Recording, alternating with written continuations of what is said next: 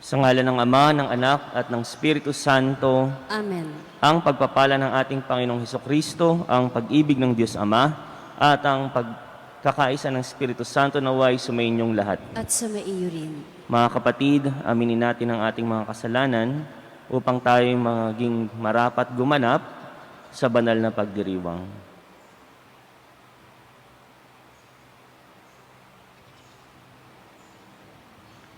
Inaamin ko sa makapangyarihang Diyos At sa inyong mga kapatid, na lubha akong nagkasala sa isip, sa salita at sa gawa, at sa aking pagkukulang.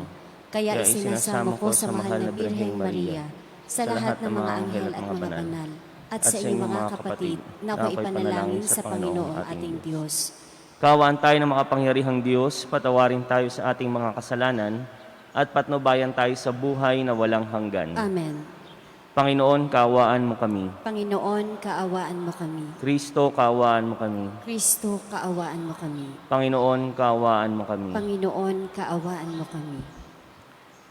Manalangin tayo.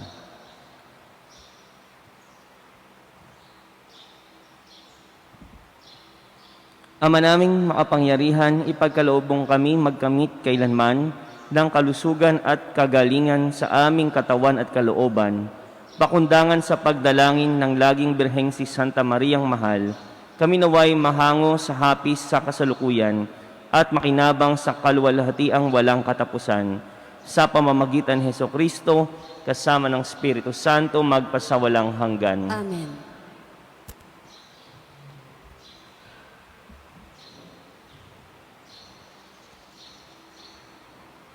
Pagbasa mula sa ikalawang aklat ng mga kronika.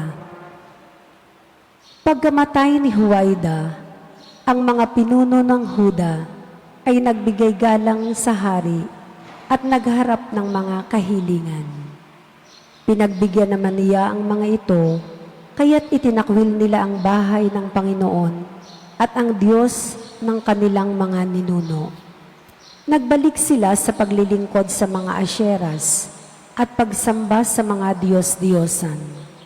Bunga nito, nagalit ang Diyos at pinarusahan ang taga-Huda at ang taga-Jerusalem. Ngunit nagsugo ang Panginoon ng mga propeta upang ang mga tao'y magbalik loob sa Kaniya. Gayunmay, hindi sila nakinig. Dahil dito, ang Espiritu ng Diyos ay bumaba kay Zacarias na anak ng saserdotan Huwaida. Tumayo siya sa gitna ng mga tao. Sinabi niya, "Ito ang sabi ng Diyos, bakit ninyo nilabag ang mga utos ng Panginoon? Gusto ba ninyong mapahamak? Sapagkat itinakwil ninyo siya, itatakwil din niya kayo. Ngunit nagkaisa ang mga tao. At sa utos ng hari, binato nila si Zacarias hanggang sa mamatay. Naganap ito sa looban ng bahay ng Panginoon. Hindi man lamang naalaala ng Haring Hoas ang tapat na paglilingkod sa kanya ni Huwaida na ama ni Zacarias. Bago namatay si Zacarias, ganito ang kaniyang sinabi, "Parusahan nawa kayo ng Panginoon sa ginawa ninyong ito." Nang matapos na ang taon, si Hoas ay sinalakay ng hukbo ng mga Ziro. Pinasok nila ang Huda at Jerusalem at pinatay ang mga pinuno ng hukbo. Lahat ng sinamsam nila'y ipinadala sa hari sa Damasco. Maliit man ang hukbo ng mga Ziro, ay matagumpay rin laban sa malaking hukbo ng Huda, sapagkat itinakwil nito ang Panginoon, ang Diyos ng kanilang mga ninuno. Sila ang nagparusa kay Hoas dahil sa pagtataksil nito. Iniwan ng mga Ziro si Hoas na may sugat na malubha.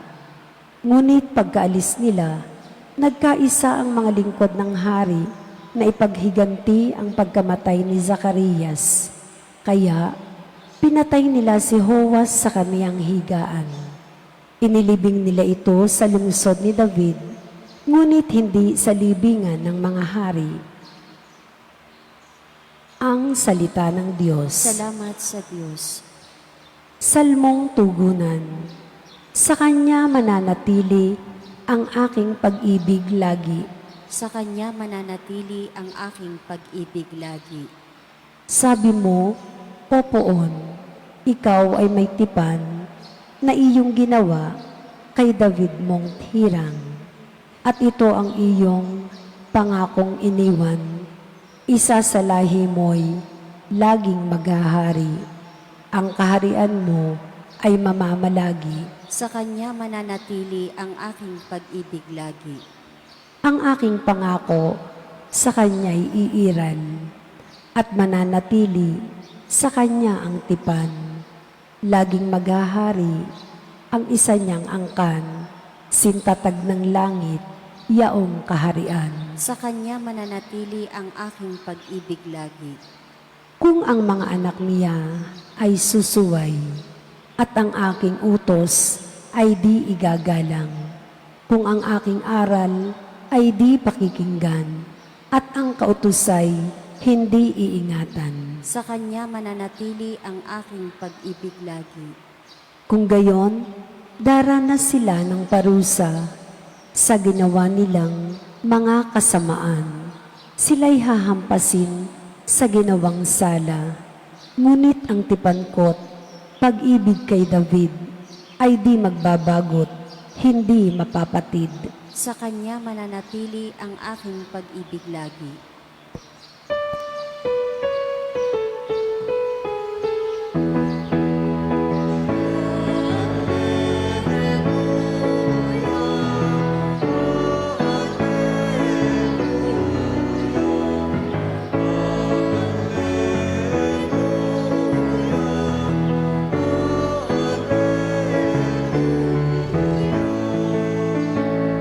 Si Kristo'y naging dukha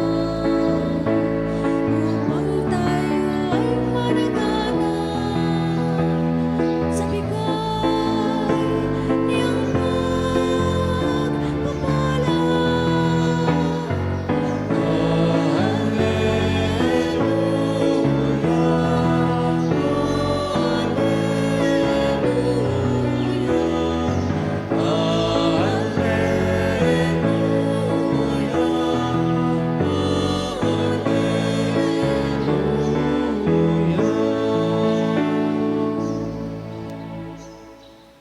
Sumainyo ang Panginoon. At sumaiyo rin. Ang mabuting balita ng Panginoon ayon kay San Mateo. Papuri sa iyo, Panginoon.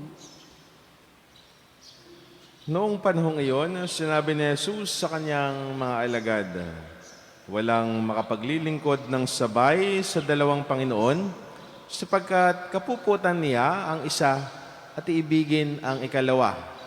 Paglilingkuran ng tapat ang isa at hahamakin ang ikalawa. Hindi kayo makapaglingkod ng sabay sa Diyos at sa kayamanan.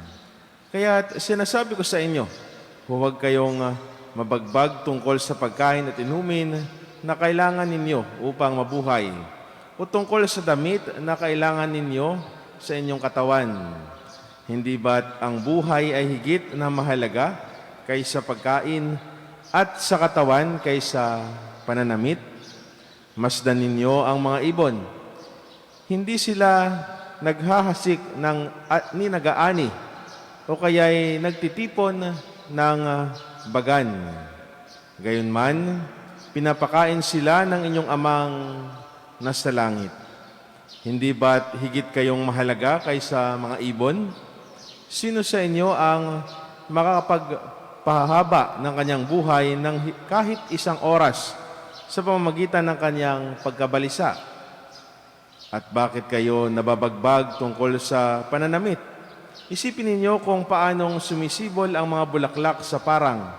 Hindi sila nagpapagal ni humahabi man. Ngunit ito ang sasabihin ko sa inyo.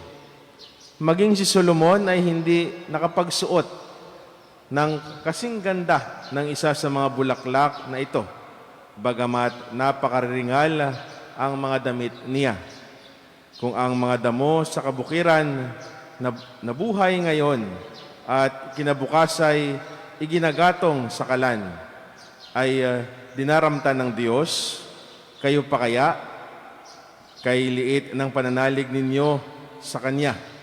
Kaya't huwag kayong mabalisa tungkol sa inyong kakanin, iinumin o daramtin, sapagkat ang mga bagay na ito ay kinahumalingan ng mga taong wala pang pananalig sa Diyos. Alam ng inyong amang nasa langit ang kailangan ninyo ang lahat ng mga ito.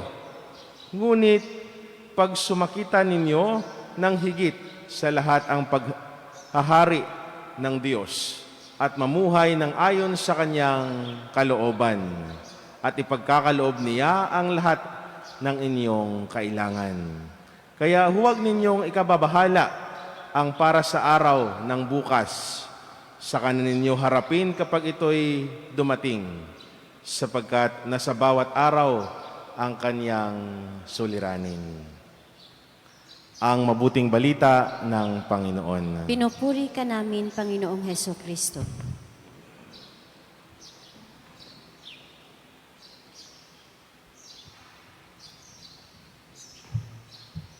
Gandang umaga po sa inyong lahat.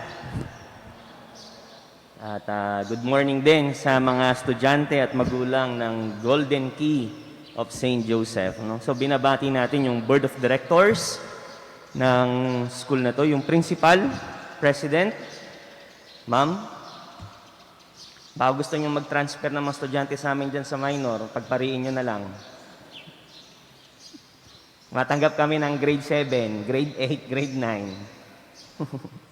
Parents, guardians, and teachers ng Golden Key Integrated School of St. Joseph. So, today, you are celebrating as well, joining the community with for your baccalaureate mass. The gospel for today speaks of as a beautiful message, no? Sikat na sikat to, di ba? Seek ye first the kingdom of God and His righteousness, and everything shall be added unto you. You know, when ang buhay natin, there's a lot of anxieties and confusions. We cannot deny that. As you grow old, di ba, kayong mga young ones, di ba? As young as you are, there's still, you feel this anxiety, no? And ako ba'y gagraduate, no? Ako ba'y papasa, no? Wala na akong ginawa kung buong taon, dahil online naman, ay nag-ML na lang ako na nag-ML, nagpadami ng likes sa TikTok, no? So, hindi na natapos. Siguro, at the end of the day, you will ask, ano bang makakatapos ba ako? Makakagraduate ba ako? There's anxiety, no? And every one of us, adults, we experience this. Every now and then, we try to think of or overthink of what will happen tomorrow. But the gospel for today is reminding us that the most important thing in life is to seek the kingdom of God and His righteousness. Yan din naman ang bunga ng pag-aaral. That's the main purpose why we study. It's not only to know the science of the world, no? It's not only to know how the world works. Di ba? Sciences, no? Economics, everything will tell you how the world works. But we must hope for, or we must always try that upon knowing how the world works, it gives us something how the heavens works. Because doon naman tayo pupunta. In seeking what is in this world should also bring us forth and taught us or teach us how the heavens works. Yun ang pinaka-objective natin. It's not only to know how this world works, but how the heavens works. Kasi dun tayo lahat paparoon at papunta. And the gospel for today is telling us na yun ang pinaka-dapat nating pagtuunan ng pansin. Because everything will be provided unto you, sabi nga ng Diyos. Kaya napaka-importante sa gospel na ang sabi ni Jesus, ang tawag mo sa iyong ama, sa Diyos ay Ama. Why? Bakit Ama? Ito ba yung magsisave sa'yo sa confusion, sa anxiety? Yan ba ay magliligtas sa'yo na hindi ka na mamomroblema kailanman? At ikay uupo na lang at papito-pito, pakukuyakoy, no, sa mga estudyante? Ay wala, hayahay na lang at dahil Diyos, ang tawag ko naman sa Diyos ay Ama, ayun, magkakaroon na ako ng sagot pag nag-exam. Hindi. But it helps you, it helps us, no, to go on with life. Kahit gaano kahirap ang buhay, kahit gaano kahirap ang dinaranas natin, we won't be anxious. We won't fall into depression. No, yung mga sakit-sakit ngayon. We will not fall into this kind of overthinking. Why? Because we know for certain that we have a God who is a Father that is dependable. Kung ang Diyos ang Ama mo, paano ka mamomroblema? Yung Diyos na mismo ang iyong Ama. Kaya nga, di ba sabi ni St. Paul, if God is with you, who can be against you? And so, anong dapat natin pagtuunan ng pansin? How can we discover more and be closer to this God the Father? Kaya nga sabi, seek first the kingdom of God. Hanapin mo muna ang kaharian ng Diyos. Ano ba ang kaharian ng Diyos? Nasaan ba ang kaharian ng Diyos? And His righteousness, ang kabutihan niya. So that you'll be able to reflect your Father here in earth. And His providential care, His providential love will take care of you. Pero it doesn't mean na magtamad-tamad na tayo. No. It only tells us that whatever we do, as long as we are with God the Father, we're able to accomplish it. Whatever we do, or whatever we dream of, no? Lalo na kayo, mga gagraduate, whatever you dream of in this life, you're able to achieve it as long as you can remember that God is your Father. That you cannot accomplish anything without His aid. That you are only mere humans. No? That we need God. That whatever we do, kung relying only on our own strength, we cannot accomplish anything. But if we put our trust in God, whatever we do, relying on Him, plus our own efforts, we can achieve everything and anything. Because God is our Father. God is the Supreme Being. Isipin mo, Supreme Being ang Ama mo. Ano pang ikakatakot mo? Kaya nga, sa buhay natin, we should not say that I have a big problem. Anong dapat nating sabihin? Sabihan natin yung, alam nyo kasi sometimes we tell others and we tell the world, I have a big problem. No, instead of telling the world and telling others and telling yourself and your problem that you have a big problem, it's rather telling the world and yourself that you have a big God, bigger than your problems. You have a big God who can solve all your problems. You have a big God bigger than your problems. Mas malaki ang Diyos kaysa sa mga problema natin. Kaya, why should we bother? Why should we bother? And I'm hoping you who will graduate soon, hindi ko alam kung kailan will you finish school, you're able to discover this in your learnings. No? It should help you to be critical thinkers, no, sa pag-aaral natin. Not only memorizing facts and dates, no, but you should also be able to analyze and be critical thinkers. And upon being an analytic person and being a critical thinker, you'll end up with the Supreme Being, with God, no, as the highest being that is able to confront your problems and be able to help you achieve your dreams. So, yung pag-aaral nyo, sabi ko nga, it should lead you in recognizing how the heavens works. How God is a supreme being will be able to help you in all your dreams by discovering how this world works. Sa ating lahat na maninimba, we should also realize that there's a God who is bigger than our problems that will help us in achieving and going on with this life.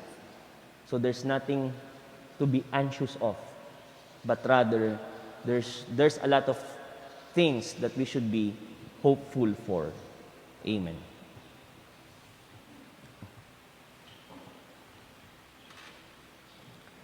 Tinatawag tayo ng Ebanghelyo na maging tapat sa ating paglilingkod sa Diyos, ang ating mga panalangin sa Ama naway nagpapahayag ng uri ng ating pagtitiwala at pagmamahal. Panginoon, dinggin mo ang aming panalangin. Panginoon, dinggin mo ang aming panalangin. Ang mga pinuno ng simbahan, naway masigasig na italaga ang kanilang mga sarili sa pagpapalaganap ng paghahari ng Diyos. Manalangin tayo sa Panginoon. Panginoon, dinggin mo ang aming panalangin. Ang mga dukha na nangangailangan, naway makadama ng ating pagkalinga at pag-aaruga. Manalangin tayo sa Panginoon. Panginoon, dinggin mo ang aming panalangin. Tayo naway mamuhay sa ganap na pagsunod sa kalooban ng Diyos at hindi magambala ang ating mga isip sa mga bagay na hindi naman dapat na ipag-alala. Manalangin tayo sa Panginoon. Panginoon, dinggin mo ang aming panalangin. Ang mga may sakit, naway maranasan ang pag-ibig ng Diyos sa pamamagitan ng pagmamahal ng mga nagmamalasakit sa kanilang buhay. Manalangin tayo sa Panginoon. Panginoon, dinggin mo ang aming panalangin. Ang mga tapat na yumao, naway makibahagi sa pagwawagi ni Kristo laban sa kamatayan. Manalangin tayo sa Panginoon. Panginoon, dinggin mo ang aming panalangin.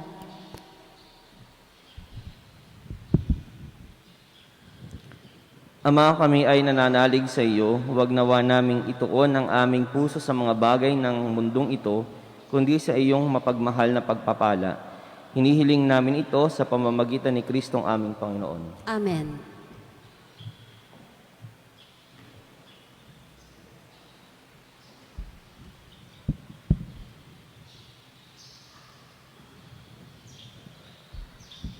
Kapuri-puri ka, Diyos amang lumikha sa sanlibutan. Sa iyong kagandahang loob, narito ang aming maialay. Mula sa lupa at bunga ng aming paggawa, ang tinapay na ito para maging pagkaing nagbibigay buhay. Kapuri-puri ang poong may kapal, ngayon at kailanman.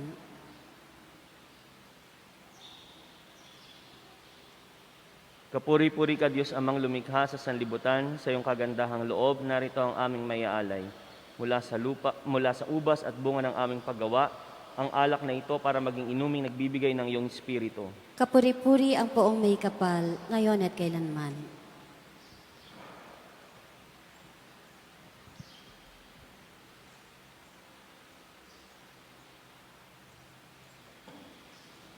Manalangin tayo mga kapatid upang ang paghahain natin ay kalugdan ng Diyos amang makapangyarihan. Tanggapin nawa ng Panginoon itong paghahain sa iyong mga kamay, sa kapurihan niya at karangalan, sa ating kapakinabangan at sa buong sambayanan niyang banal.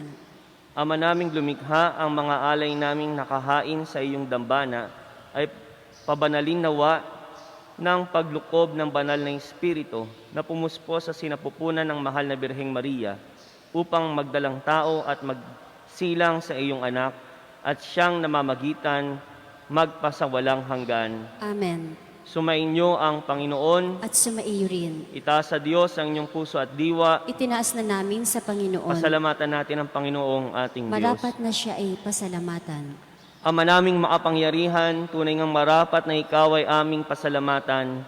Ngayong bukod mong pinagpala sa babaeng lahat, ang mahal na Birheng totoong mapalad, na iyong piniling maging ina ng iyong anak, nung isugo mo siya bilang aming Mesiyas sa kapangyarihan ng Espiritong Banal. Ang Birheng Maria ay naging inang tunay ng iyong anak na kanyang isinilang bilang liwanag nitong sanlibutan. Kaya kaysa ng mga anghel na nagsisiawit ng papuri sa iyo, nang walang humpay sa kalangitan, kami nagbubunyi sa iyong kadakilaan. Santo, Santo, Santo, Panginoong Diyos ng mga hukbo, napupuno ang langit at lupa ng kadakilaan mo. O sana sa kaitaasan, pinagpala ang naparirito sa ngalan ng Panginoon, o sana sa kaitaasan. Ama naming banal, ikaw ang bukal ng tanang kabanalan, kaya't sa pamamagitan ng iyong Espiritu, gawin mong banal ang mga kaloob na ito, upang para sa aming maging katawan at dugo ng aming Panginoong Hesukristo. Bago niya pinagtiis ang kusang loob na maging handog, hinawakan niya ang tinapay, pinasalamatan kanya, pinaghati-hati niya iyon, inabot sa kanyang mga lagad at sinabi, "Tanggapin ninyong lahat ito at kanin. Ito ang aking katawan na ihahandog para sa inyo."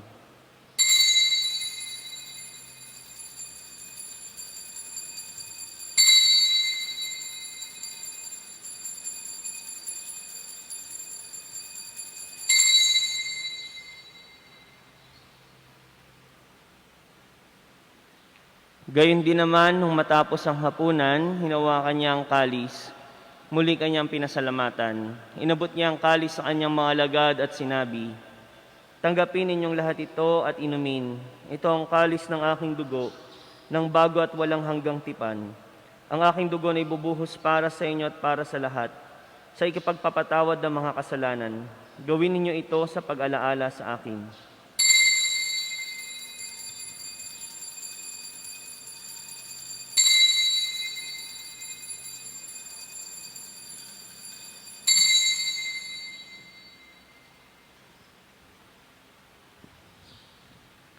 Ipagbunyi natin ang misteryo ng pananampalataya. Si Kristo'y namatay, si Kristo'y nabuhay, si Kristo'y babalik sa wakas ng panahon. Ama, ginagawa namin ngayon ang pag-alaala sa pagkamatay at muling pagkabuhay ng iyong anak. Kaya't inaalay namin sa iyo ang tinapay na nagbibigay buhay at ang kalis na nagkakaloob ng kaligtasan. Kami nagpapasalamat dahil kami iyong minarapat na tumayo sa harap mo para maglingkod sa iyo. Isinasamo namin kaming magsalo-salo sa katawan at dugo ni Kristo ay mabuklod sa pagkakaisa sa pamamagitan ng Espiritu Santo. Ama, lingapin mo ang iyong simbahang laganap sa buong daigdig. Puspusin mo kami sa pag-ibig kay San Francisco na aming Papa at ni Gilbert na aming Arsobispo at ng Tanang Kaparian. Alalahanin mo rin ang mga kapatid naming nahimlay nang may pag-asang sila'y muling mabubuhay, gayon din ang lahat ng mga pumanaw. Kaawaan mo sila at patuloyin sa iyong kaliwanagan. Kaawaan mo at paging dapating kaming lahat na makasalo sa iyong buhay na walang wakas. Kaysa ng mahal na Birheng Maria na ina ng Diyos, kaysa ng mga apostol at ng lahat ng mga banal, na namuhay dito sa daigdig ng kalugod-lugod sa iyo. May pagdiwang nawa namin ang pagpupuri sa ikararangal mo sa pamamagitan ng iyong anak na aming Panginoong Hesukristo. Sa pamamagitan ni Kristo, kasama niya at sa Kanya, ang lahat ng parangal at papuri ay sa iyo. Diyos amang makapangyarihan, kasama ng Espiritu Santo, magpasawalang hanggan. Amen, amen,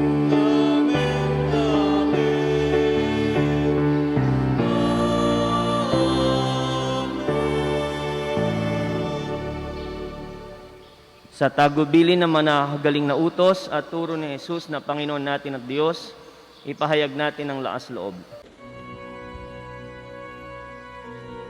Ama namin, sumasalangit ka, sambahin ang ngalan mo,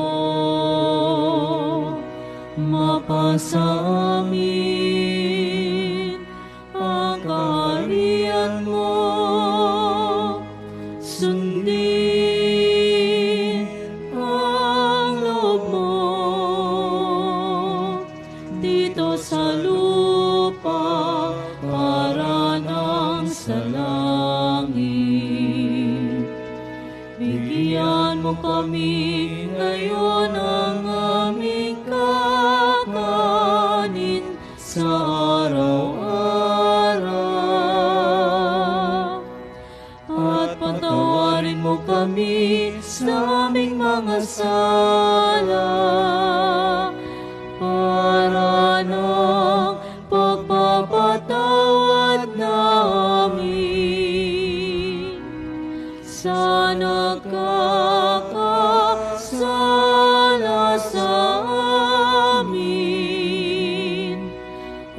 Huwag mo kaming ipahintulot sa tukso at iadya mo kami sa lahat ng masama. Hinihiling namin kami adya sa lahat ng masama, pagkalooban ng kapayapaan araw-araw. Iligtas sa kasalanan at ilayo sa lahat ng kapahamakan. Samantalang aming pinananabikan ang dakilang araw ng pagpapahayag ng tagapagligtas naming si Jesucristo. Sapagkat iyo ang kaharian at ang kapangyarihan at ang kapurihan magpakailanman. Amen. Panginoong Jesucristo, sinabi mo sa iyong mga apostol, kapayapaan ang iniiwan ko sa inyo. Ang aking kapayapaan ang ibinibigay ko sa inyo. Tunghayan mo ang aming pananampalataya at huwag ang aming mga pagkakasala. At pagkalooban mo kami ng kapayapaan at pagkakaisa, ayon sa iyong kalooban kasama ng Espiritu Santo magpasawalang hanggan. Amen. Ang kapayapaan ng Panginoon ay laging sumainyo. At sumaiyo rin. Magbigayan kayo ng kapayapaan sa isa't isa. Kordero ng Diyos na nag-aalis ng mga kasalanan ng sanlibutan, maawa ka sa amin. Kordero ng Diyos na nag-aalis ng mga kasalanan ng sanlibutan, maawa ka sa amin.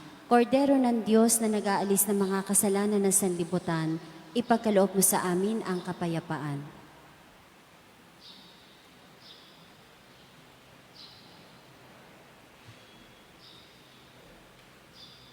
Ito ang kordero ng Diyos na nag-aalis ng mga kasalanan ng sanlibutan, mapalad ang mga inaanyayahan sa kanyang piging. Panginoon, hindi ako karapat-dapat na magpatuloy sa iyo, ngunit sa isang salita mo lamang ay gagaling na ako.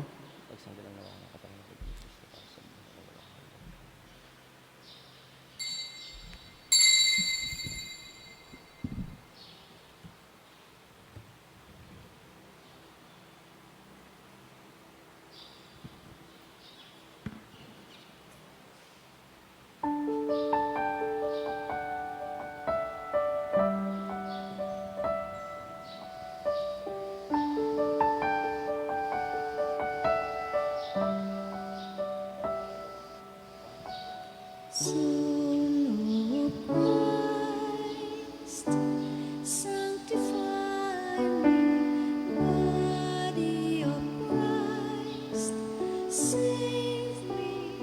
Water from the side of Christ, wash me. Passion of Christ, give me strength.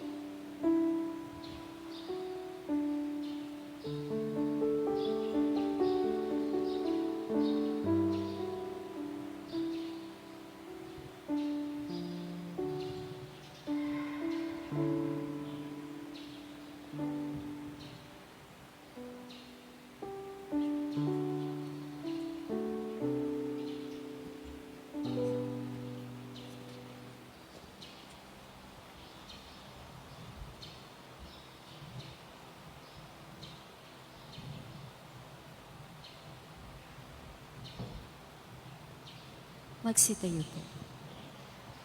Manalangin tayo.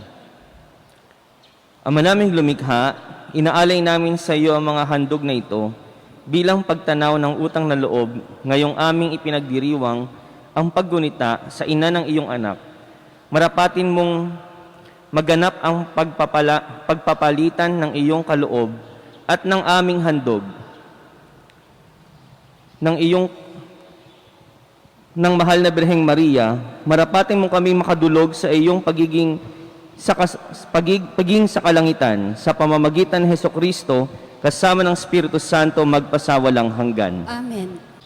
Sumainyo ang Panginoon At sumaiyo rin. at pagpalain kayo ng mga pangyarihang Diyos Ama, Anak at Espiritu Santo. Amen. Ang banal na misa ay naialay na pumaging taglayang kapayapaan at pag-ibig ng Diyos. Salamat sa Diyos.